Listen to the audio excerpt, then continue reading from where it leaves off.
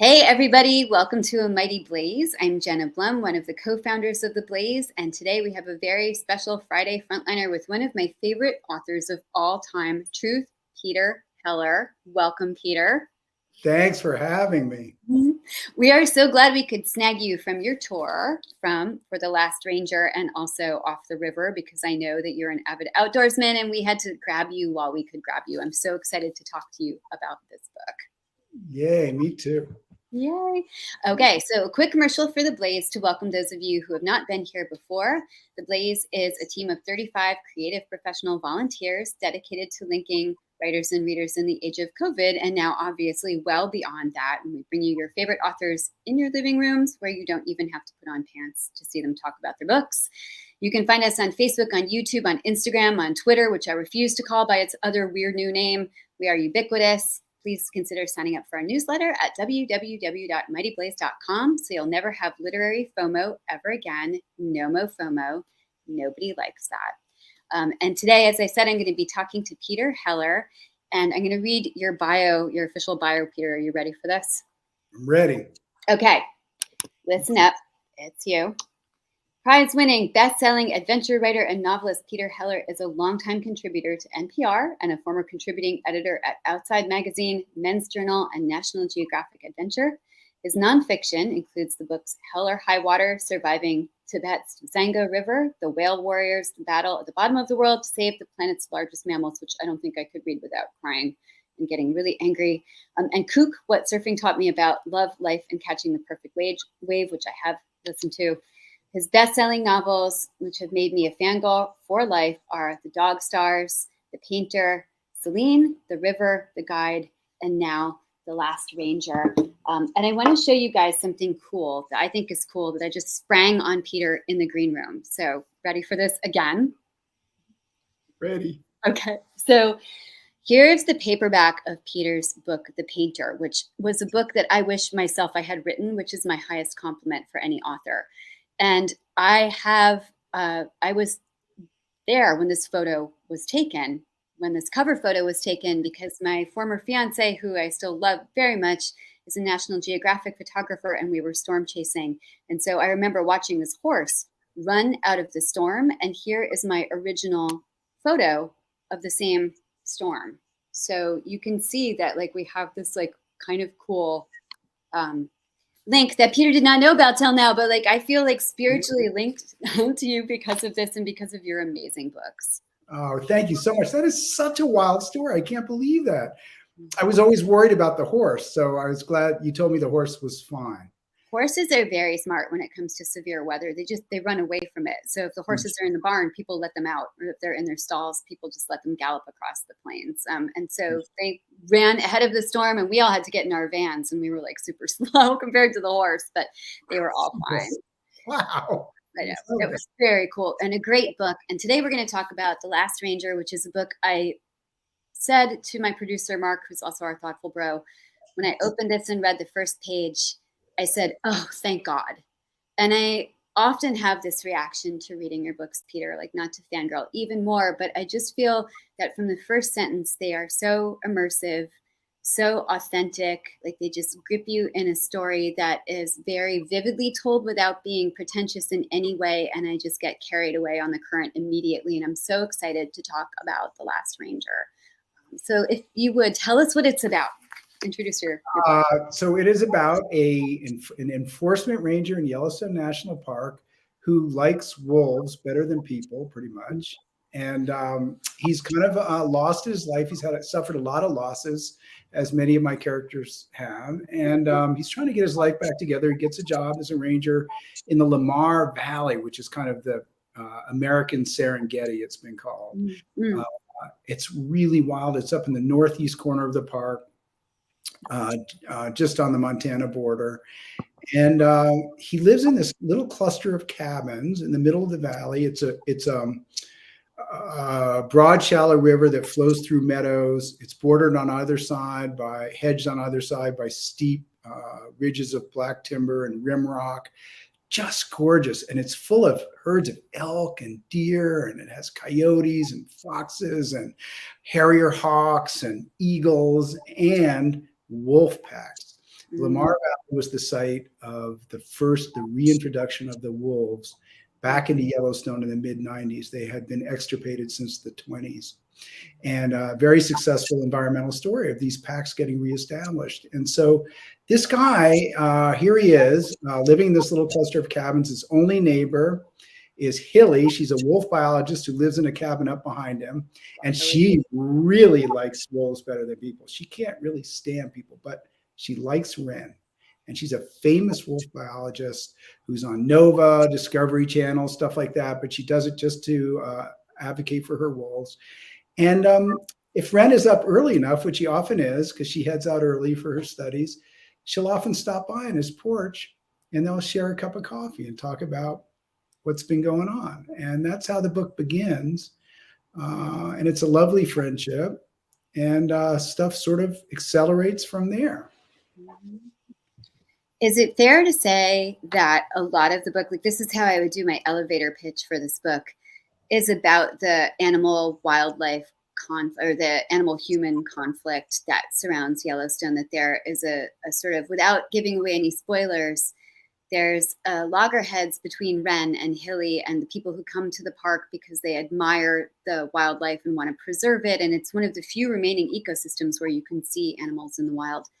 And then very powerful interests that ring the park and would like to have that land for their own purposes. So I think it's such a timely topic. Is that one way that you would categorize it?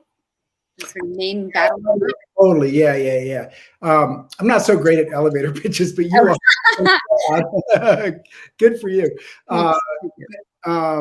Yeah, I mean, the whole plot, if there is a plot in the book, and there is propelled by this conflict. Yellowstone is ringed by these gateway towns. And the one closest to where Wren, our hero, lives is 20 miles away. It's called Cook City. And it's tiny. It's just, a little cluster of gift stores and gas stations, a few restaurants. It's the highway is the main street going through it. It's just a couple hundred yards long. And the people there, they have to deal with an inundation every season of like 1 million visitors coming through there. And it's exhausting. I mean, these people make their living in those few months, and they work 16 hours a day, catering to tourists. And that sort of rankles. They get burned out. And it also rankles that there's this sort of huge protected area right next door where they can't hunt, they can't cut firewood, they can't trap. It bothers a lot of people. And there are forces that exist in the book and that exist today in our country that would like to sort of see those huge wilderness areas get opened up for logging, mining, hunting, So, yeah, that's where the conflict is in the book for sure.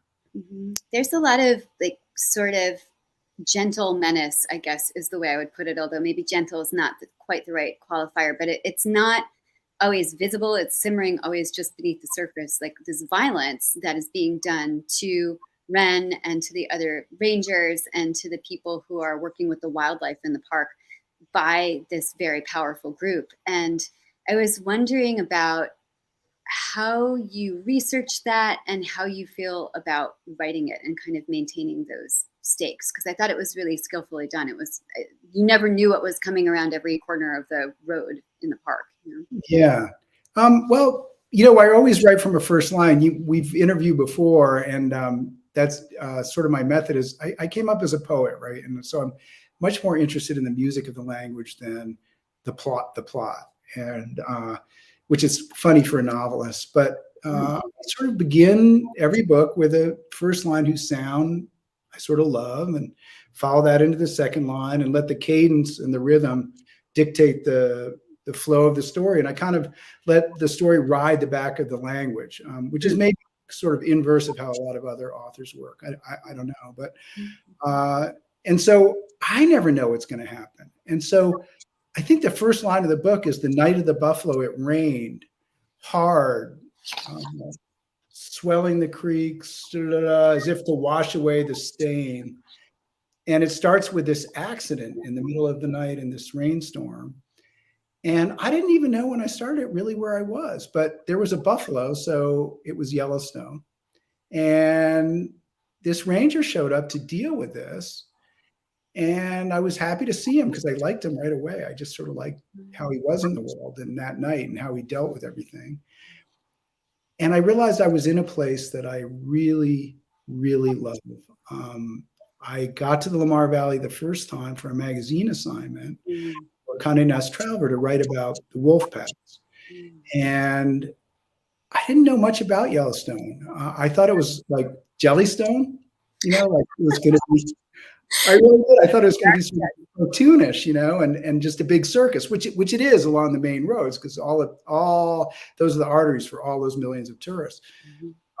But we set up spotting scopes in Lamar Valley across the river from this rendezvous point for wolves. And we set them up in the dark, pre-dawn, and it got light, and you could see a herd of elk in the meadow. And as it got light, you could see the water running over these colored stones, and you could see light on the rim rock up high. And then we saw wolves at the edge of the trees watching elk.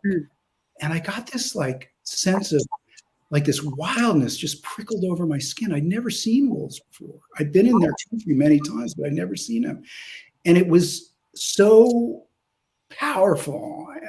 And it made me feel like I was really back in time, in a time when things were working as they should, And I loved it. So I came back the last few falls, I've gone back to the Lamar Valley. I've camped there with my pickup and fished the little tributary creeks of the Lamar River. And what I found was that the circus that's going along these roads, RVs and cars and traffic, it exists. If there's even a marmot that crosses the road, you're going to have a traffic jam for 2 hours, right?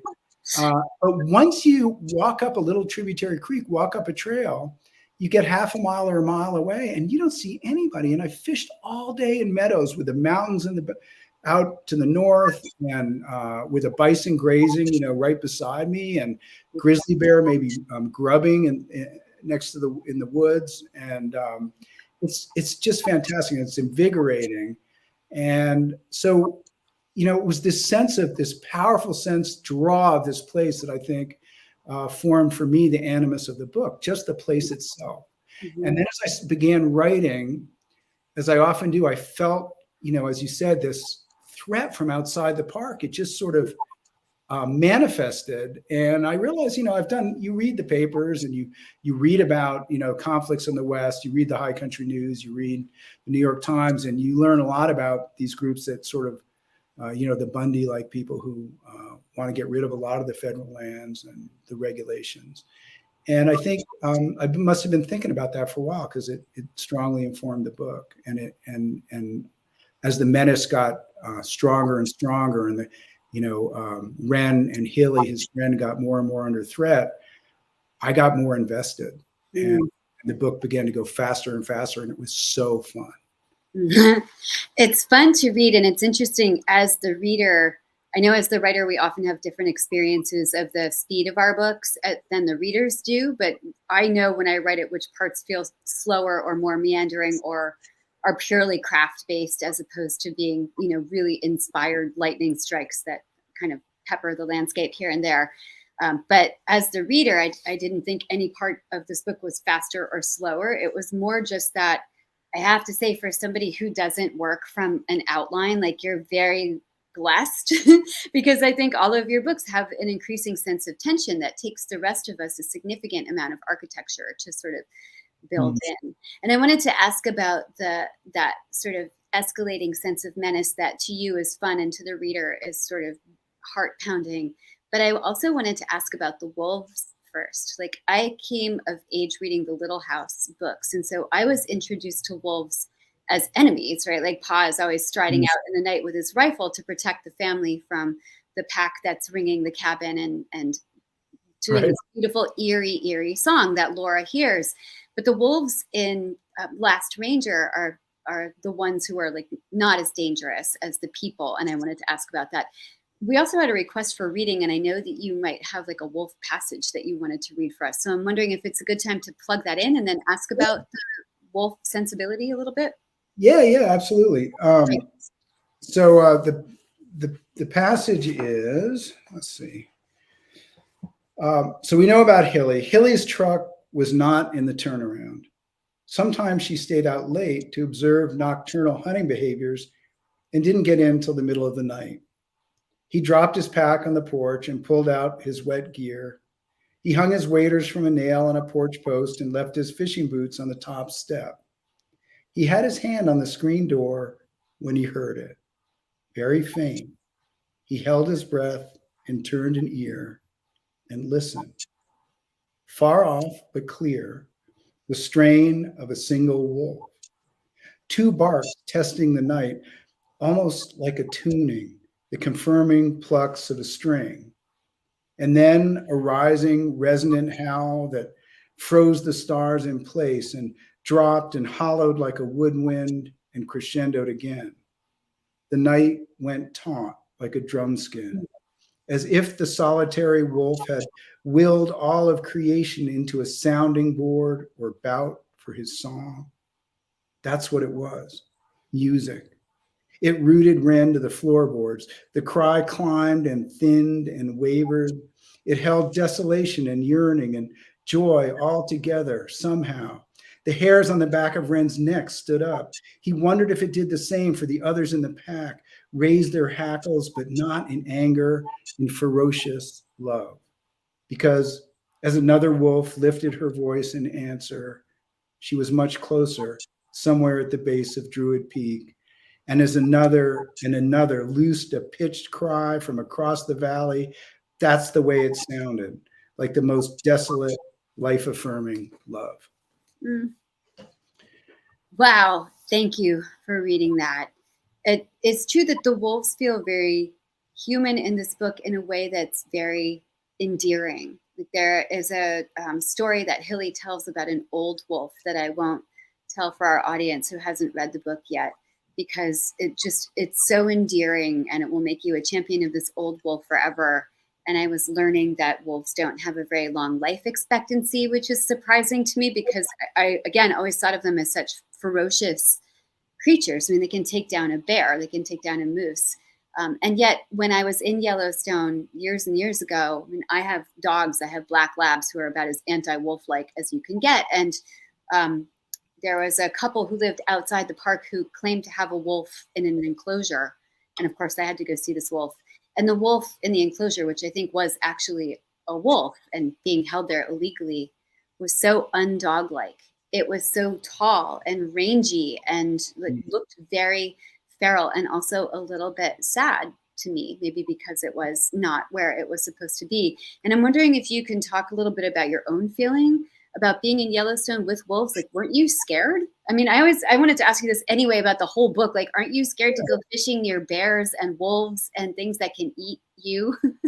Right. I'm in Boston, like we don't have that outside. So. No.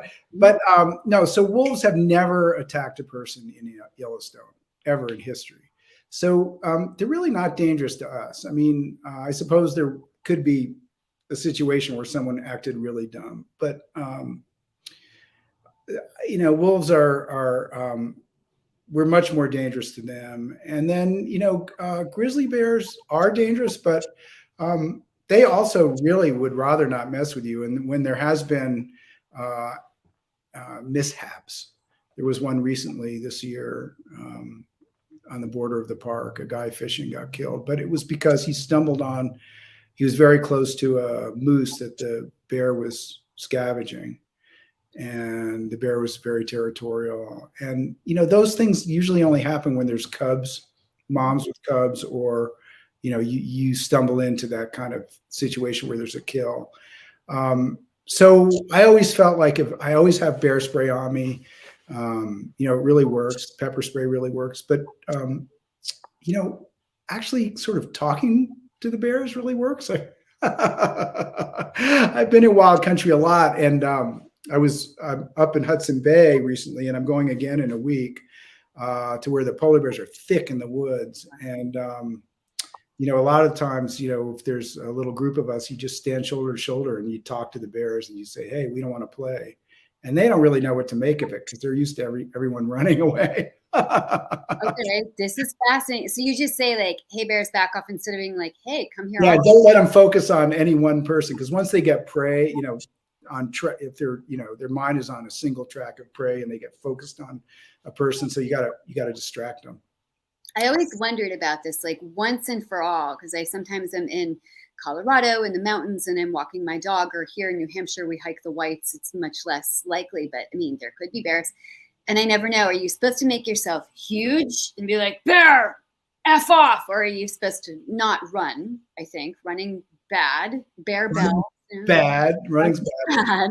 Yeah, and it's all different. Like there's people that are have much more expertise than me, but black bears, you're supposed to get really big. Grizzly bears, you're supposed to not look them in the eye and, challenge them, because they get, sort of huffy. Yeah. And there's, all sorts of, I guess a black bear, you're kind of supposed to fight. A grizzly bear, you're supposed to curl up and play dead. I mean, there's all sorts of stuff that you are going to forget when you meet a bear and your adrenaline's running. I was just thinking, I would be standing there thinking, are you a black bear or a brown bear? And it would be eating my leg, shaking me around like in the edge. Yeah. Now, best thing is to have that pepper spray, really, it works. Okay, that is really good to know. This is worth the price of admission, people. So when you were fishing, when you were not like with the wolf watchers, but when you were in the wild, did you see the wolves when you were off on your own, like walking up on the tributaries? I have, but it's usually you're driving down the road, the dirt road or whatever, and you might see a wolf just running up a ridge.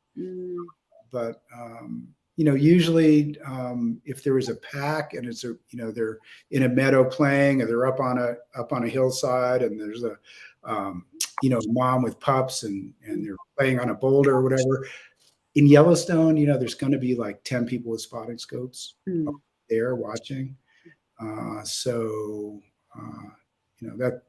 you find the people. You find the wolf watchers, then you find the wolves usually. Yeah, that makes sense. What is the most surprising thing that you learned about wolves when you were researching this book? I think the old wolf effect is really, really interesting. So there's a woman named Kira, who is a famous wolf biologist who works in Yellowstone. And she discovered when she was a grad student at Wisconsin that in pack-to-pack conflicts, and wolves are very territorial and they will fight each other to the death, over territory. In pack-to-pack conflicts, the most significant factor in determining who wins the battle, yes, numbers are significant if you have more wolves, yes, but more significant is if you have an old wolf on your side, like a 6-year-old or older wolf. That's very old.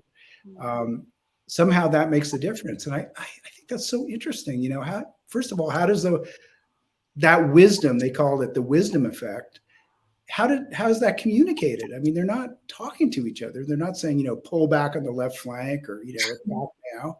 But somehow they're communicating. I think it's really, really interesting. I love that. Yeah. And as I'm getting older, I like that idea. I was just going to say, this gives many of us hope who are listening and watching. Like, we're not totally useless, and we can make our packs stronger instead of put out on the ice floes. I guess that's the polar bears. I was surprised that the life expectancy for wolves is so low. Is it like for a dog years, every 7 years? For a wolf, it's like 20, or their lives are so tough, right? Their lives are really tough, and I think it's 3.2 years in Yellowstone. That's whoa, that's not much. Yeah. So a 6-year-old wolf is a really old wolf. Yeah. Oh my gosh. Yeah. I kind of want to go to Yellowstone even more now to find more wolves. I want to talk a little bit about like the really dangerous predator in the book, which is the humans. And there's this scene that I love. If you don't mind me reading a couple of passages that I marked, because I loved them. But there's a leader of a group that Ren qualifies as radical terrorists. They're like domestic terrorists, which is something that our current president would say as well. And they're like seventh generation. A lot of them are 7th generation ranchers who ring the park. They're people who've lived there forever. They have like really strong for themselves rationale about why they want the park. And to me, the most frightening paragraph in the whole book was the rationale that they had for wanting to get the parkland back for their own purposes. And they're like highly organized about doing this. And so Ren is eavesdropping on this conversation in a way that I won't share, but it's very ingenious. You have to buy and read the book to find out. But he's hearing the leader talk about it. And the leader says, thing is, our appeal is growing among regular folks up and down the valleys who see that locking up millions of acres for the enjoyment of a few rich folks in sprinter vans is not what this country is about. Who maybe live on the edge of Yellowstone, our backyard. Managed well, we could graze our cattle and improve the soil, the browse, log it, thin it, like up on Bighorn, and prevent the kind of mega fires we've seen. They're worried about elk overpopulating. We know how to take care of that. Think of what a hunting season can do. And what terrified me about this passage is I thought, that all sounds actually eminently rational, right? And it sounds like the stinkiest form of self-justification, by which I mean it's like such like creamy, like, oh, we only want to get in there to do good and thin out the elk population, turn over the soil, prevent the fires. That's not why these guys want to get in and take over the land, right? So I'm wondering, what was your perspective as you were writing on the reality of the situation? Like, did you get a sense, like a very clear sense, that the ecosystems we have in our national parks are under threat by these very powerful, sort of deep, what is the phrase for it? Not like deep, but like the powerful unseen forces. Yeah, oh, definitely. I mean, you know, look at Bundy and all that stuff. There are a lot of people in this country who would like to abolish the national parks for sure. And that's a real thing. And I think, you know, as you read that, I thought it sounded really reasonable too. Thanks for that too. I love getting read to out loud. Oh, good. But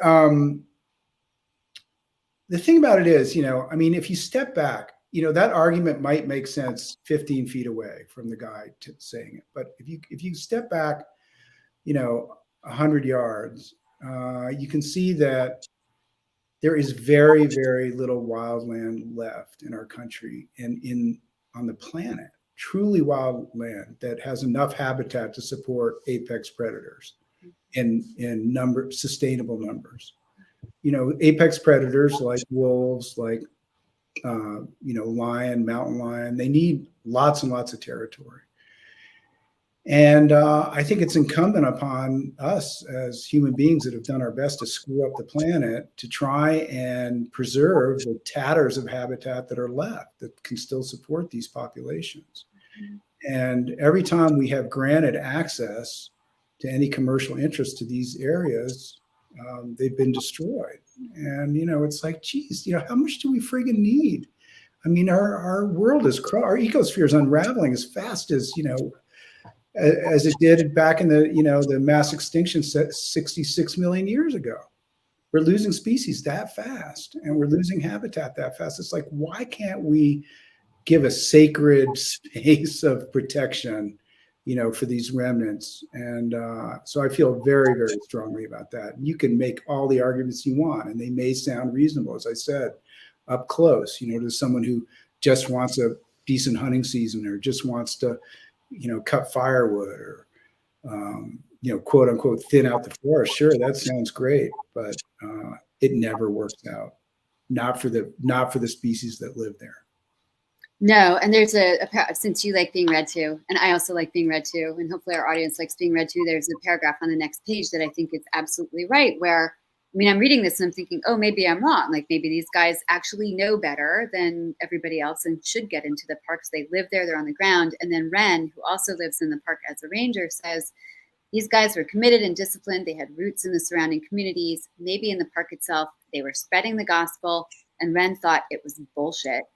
Greed disguised as good Samaritanism, there were few places left on Earth where large areas of habitat were wholly protected, mostly intact. Wherever the protections were lifted, the remnants were always destroyed. Couldn't humans leave the few remaining tattered patches alone? They were voracious, the most voracious predator on the planet. So it really encapsulates and makes a good counter argument to the reasonable sounding greed of these very dangerous predators. And I think they are dangerous because they sound reasonable. It's the worst kind of predator, right? Who comes to you with a smile and says, we just want to help you. And then they take out your throat. how do you, as I know an author and an outdoorsman who feels really strongly about preserving these sort of churches of the environment, right? I mean, we're not saying like give us the whole world, but like just these places that should be sanctuaries for the natural world.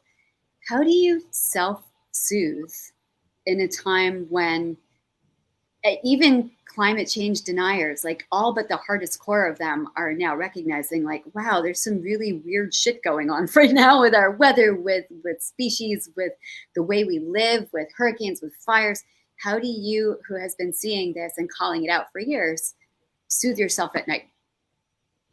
It's a really good question. I think right now it's a super hard time to be an artist of any kind. It's a hard time to be a human being.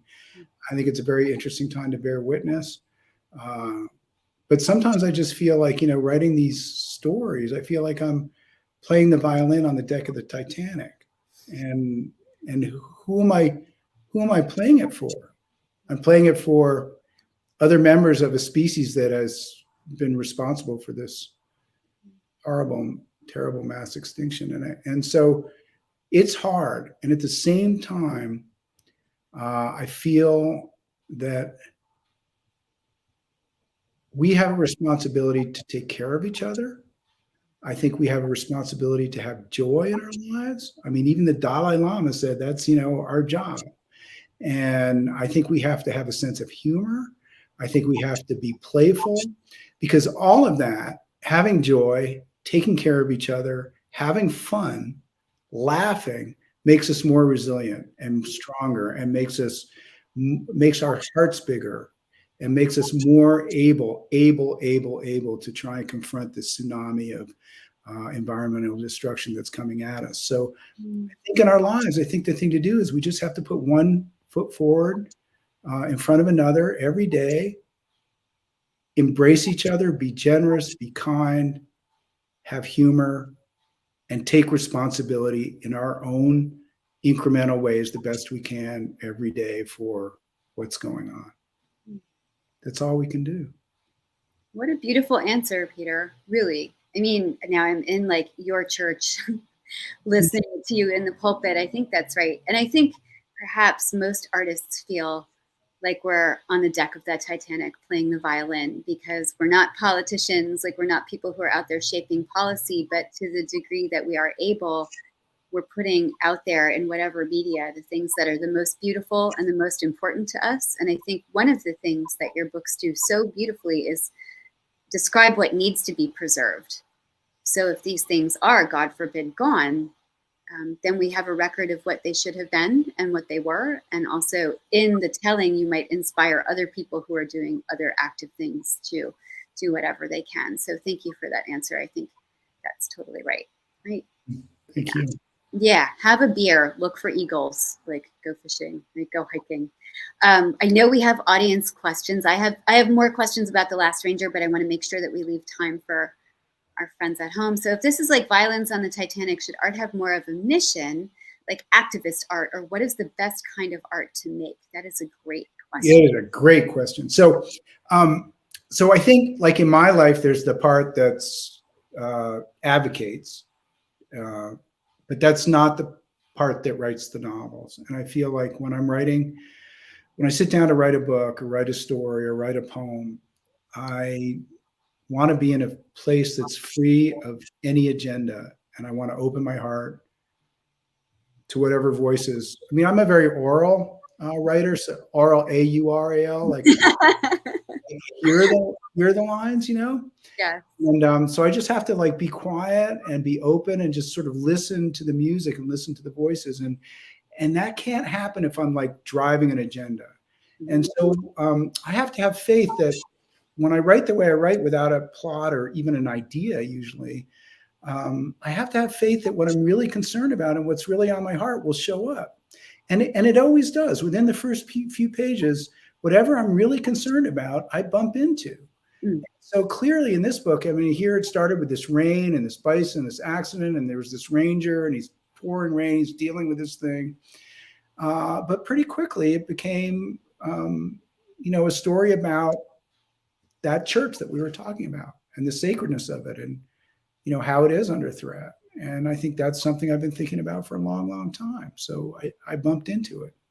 So yeah, for me, it's just about being open and not having a strong, angle or anything like that.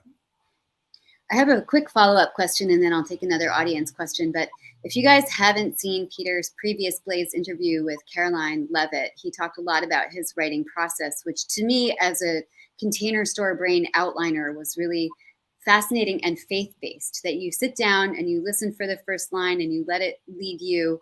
I think as a poet, you are probably more listening to the music of the language, as you said, than somebody like me who's a visual writer and needs to see that architecture.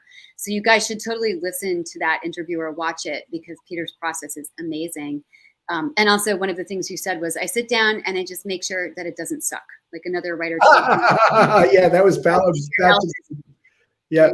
So that's your only job, is to make sure it doesn't suck. And you said, okay, maybe I can do that. But I'm so interested in this idea of listening for the voice of the story and then having it come to you and sort of bumping up against it. Do you think that is like the DNA of your own writer's psychology that you're bumping up against, like the sort of recurrent things that are interesting, like compelling, not even compelling, like crucial to you as a being? Or do you think they're like the voices of nature that you're channeling? Like, do you ever feel like a channeler or a medium when you're listening? I don't know, because I feel like, authors that say, they're channeling God or something. I always feel like they're kind of lying. Obviously say, they're in a fugue state and wake up and it was done, Who are these people? Yeah, I mean, people do talk about that, and I think what they're really saying is, hey, I got into a flow state, Right. And the way that we get into a flow state, like any basketball player who's a pro, who's like a great player, who's driving down the court, and you may have heard me use that analogy before, but they're driving down the court, they're taking passes, they're passing, taking them again, laying up so beautifully, so fluidly. They're not thinking about a thing. The only reason they can do that is because they did 10,000 passing drills, 10,000 layups. And so it's the same with writing, I think. For me, I just wrote I spent so many hours and days in a room, writing poetry and just like giving all my attention, full attention to where the line break should be and how that emphasizes certain word or image or idea, or, how it affected the music. And then spent, so many hours and days writing stories that I threw out, and then spending 30 years as a magazine journalist, trying to write stories that grab people right away, evoked a sense of place, had characters spring off the page right away so that people wouldn't throw out the magazine, all of that training. And then you get to a place where you just, I just listen for the first lines, the second line. And then, I just get transported, and I just have faith that it's going to carry me, into the story. And it's not to say that at times, I sort of the analogy of an old hunting horse that I once rode across Colorado. He knew way more than I did. And I would just, if we got lost, or I would just let him have his head and he would just go. But his brain is the size of a walnut or whatever. And he would sometimes want to go down in a gully for some reason I could not understand, which I knew was a bad idea. So I'd have to take the reins again and then just kind of urge him over back on, to the trail or the right direction. And then he'd go again. And so for me, writing is a little bit like that. It's like letting go of the authorial control, but then I can feel, because I've written enough stories, I can feel where the energy's dropping, or I can feel myself writing into a cul-de-sac. I know it's going to come up against an impossible place. And so then I just urge it over just a little bit, let's go in this other direction. And then I follow wherever my ears are kind of pointing forward, like a dog or a wolf, wherever I'm smelling that excitement, that energy, then I turn towards that and I go that direction. That is fascinating. I still think that is faith-based, but it's kind of like faith based on training, based on, or like the intersection maybe of faith and training. Craft, yeah. And years and years of that. That is really, really interesting. Do we get to read any Peter Heller poetry anywhere? Has it been published so we can see it? Sorry, Sophia, I promise I'll answer your question. I'm shy about it, but if you read the Orchard, which is on Audible or on ebook, that's a novel about a Tang Dynasty woman Chinese poet who was very famous. Her name was Li Shui, and it's about her translator, Haley, who moves with her little daughter to an orchard in southern Vermont. The story is told from the point of view of this 8-year-old girl. And her mom is a legendary translator of these poems. And I have a bunch of these poems in the book, like 15 of them. And Li Shui was fictional, so I made them up. And so they're Tang Dynasty, classical Tang Dynasty poems, but they're all made up. All right, well, that we will look for that. And thank you for answering that question. Honestly, you could have just been like, no, actually, I threw them all out. I shredded them. Sylvia wants to know, are you involved in any conservation groups, say boards or commission? Involved in any groups? No, I just give to groups. But man, it's so hard to just keep focus. As I sort of realized a long time ago that if I joined committees or even taught at university or got involved with lots of other people on missions or campaigns, the active part of doing it, not just giving to them, that so I'm so gregarious and I care so much about these issues that I found that the few times I tried doing it, I completely lost my center for that. I lost that quiet that we were talking about that I need. So I'm not a political person at all. I mean, I'm political, but not, I don't get out and run the race, Do you think it would subvert your writing completely if you did that? It would just kind of take up the battery. Yeah, it's just so easy to get. I mean, it's so delicate. It seems delicate in a way. I mean, it's not delicate because I think I sort of approach it like I go into the wood shop, take the apron off the peg, sharpen the chisels, and start making the joints. And then if something wonderful happens, how cool, but I do that. I show up every day, but I really need to maintain that discipline and that focus for anything good to happen. Yeah, it is really, once you get pulled aside, even for something that's really good, then it's hard to get back into the stride. I also think that I also am gregarious. And once I've communicated ideas to people, if like I do it on social media or I do it in conversation, I think, well, I don't need to write that book. Because they already communicated the idea. You need to kind of keep it in a pressure chamber in a way, right? Absolutely, yeah. Easy to sort of diffuse the energy. So yeah. Yes, yeah. You need to protect it. Audience question: have you seen the show Yellowstone, which is about P.S. a fictional ranch? If you guys haven't seen it, not the actual park, and if so, what do you think of it? So I tried watching it, and I like Kevin Costner. I do. I like him a lot of stuff, but I just couldn't. I just didn't like anybody. I just sort of hated them all. So no, I didn't. I tried watching it. I couldn't do it. Yeah, it's interesting. I was obsessed with it, but it was one of those shows that made me uneasy about being obsessed with it. I think part of it is the scenery. That's like great armchair travel, but I liked a lot of the writing, and yet there's like a deeply conservative underlying message. So I felt like I was drinking groundwater that had a little bit too much fertilizer in it. And I was like, I got to stop drinking this fertilizer, Right. I get it. Yeah, totally. Really, this is good stuff. I wonder, again, as a sort of a side question, have you had any pushback about The Last Stranger from people who are a little bit more conservative mindset? No. And it's interesting because I just dropped a few copies off in Paonia, Colorado. It's a tiny little town on the West Slope where I lived for a while and I have a place. And I was pleased. I was in the gas station, and one of my friends, who's pretty much a card-carrying redneck, she was loving the book. So I thought that was pretty cool. I like to write books that people from all across the political spectrum will love and be able to relate to. These guys menacing the park, they have their rationale, but they're not made out to be, really evil people. They just, to me, that those politics are misguided, to chew up the last remaining, very misguided. But to someone reading the book who might be of that political stripe, they might think, hey, these guys are pretty cool. And I'm kind of rooting for them. Yeah, So, one of the things you did that I loved in this, that was that the antagonist, and Mark, the thoughtful bro, and I talk a lot about the importance of a good antagonist in fiction.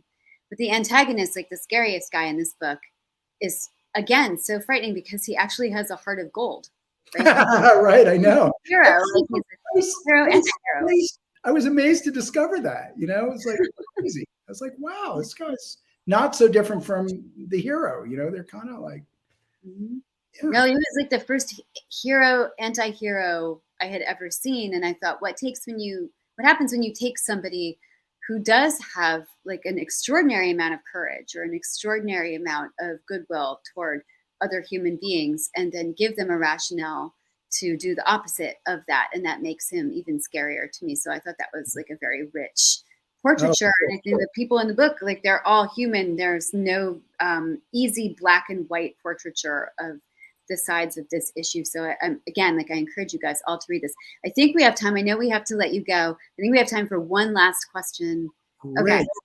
Audience question. Saw you were compared to the late Cormac McCarthy. May he rest. High praise. Does that comp feel right to you? And I will add to that. If not, like which writers have you been compared to that you do feel a kinship with? I mean, I think that's, I'm so honored by that. I mean, I don't want to be, you know, like any other writer. And I don't want any other writer to be like me, but Cormac McCarthy was a huge influence on me. I mean, one of my favorite books coming up was Blood Meridian. I just thought, you know, it's an astounding book, and it's full of beautiful lyrical passages. As violent as the book is, it's some of the most beautiful contemporary lyrical writing that I've read. I remember this scene of these Comanche horses, you know, coming across this plain at dawn, and it's just, you know, I mean, it rivals, you know, like a Joseph Conrad passage about the sea, you know, that with that power. And so if I ever am compared to Cormac McCarthy, you know, I think it's a huge honor, and I'm very sorry that we won't get to see more of his work. I think that kind of muscularity in writing, or that kind of power, only comes when the author really, really loves what he or she is writing about and just happens to plug into it at just the right angle. And then you have these enduring classic images and passages. Really beautiful. That's a wonderful way to put it. We should write that down, what you just said. Luckily, it lives forever in the Mighty Blaze YouTube channel. But thank God, because I'll never remember. It's so amazing. I have been telling people that reading your work is like reading Kent Haruf's Plain Song. And indeed, like you're right next to Kent Haruf on my shelf. And then Hemingway, like those two gentlemen maybe had a baby, and then no attitude, like no pretension, no attitude. But I think Cormac is a great comp. And I also think there is a sort of like there's a painted kind of vividness to your work, and a gentleness and a humor to it that is unique to your own work. So I'm really grateful that you took some time with us today to talk about the landscape of The Last Ranger, and about your process and where you plug in terms of nature and in terms of language. And it has just been like a real pleasure. It is such a pleasure to speak to you. Thanks so much, Jenna. And yay. Yay. So everybody go out and buy at least 5 copies of The Last Ranger. You will be really happy you did. It's the best armchair travel there possibly is. And Peter, we wish you so much success and so much luck with this book and with your subsequent books. We can't wait to read them. Thank you so much, Jenna. It's a real pleasure to see you. Thank you. You too. Bye, everybody. Thank you for joining us for Friday Frontliner. We'll see you next